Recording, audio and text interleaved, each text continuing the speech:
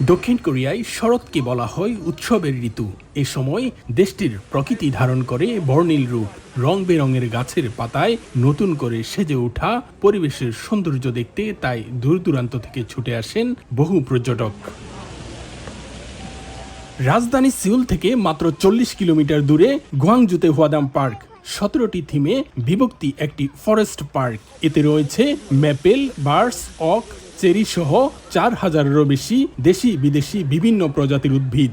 আছে প্রিয়জনের সঙ্গে ভালোবাসার চিহ্ন স্বরূপ এক সেতু বন্ধন। সেই সেতুতে চিরদিনের বন্ধনের প্রত্যাশায় প্রিয় ব্যক্তির নাম লিখে তালা ঝুলিয়ে দেওয়া হয়। পার্কটিতে ঘোরার সবচেয়ে বড় আকর্ষণ মনোরেল। বাহারি রঙের গাছের ভেতর দিয়ে পাহাড় ঘেঁষে পুরো পার্ক ভ্রমণ এ যেন আনন্দের নতুন মাত্রা যোগ করে পর্যটকদের। এ সময় প্রতিদিন এত পর্যটক ভিড় করেন যে মনোরেলের টিকিট পাওয়াটাই যেন সোনার হরিণ। টিকিট কেটে আসলে হয়তো আপনার মনোরেলে চড়া যায়, কিন্তু নর্মালি টিকিট না কাটার কারণে আজকে মনোরেলে চড়তে পারি নাই আমরা। প্রতিটি ঋতুতেই ভিন্ন ভিন্ন সৌন্দর্য রূপ ধারণ করে পার্কটি। শরতের এমন সৌন্দর্য পর্যটকদের কাছে অনেকটাই স্বপ্নের মতো।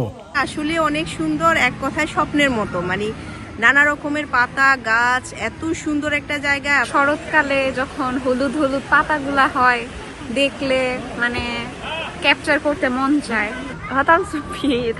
শরৎ রং বেরঙের পাতার জন্য বিখ্যাত, তাই আমি আমার বন্ধুদের সঙ্গে হোয়াদাম পার্কটিতে ঘুরতে এসেছি।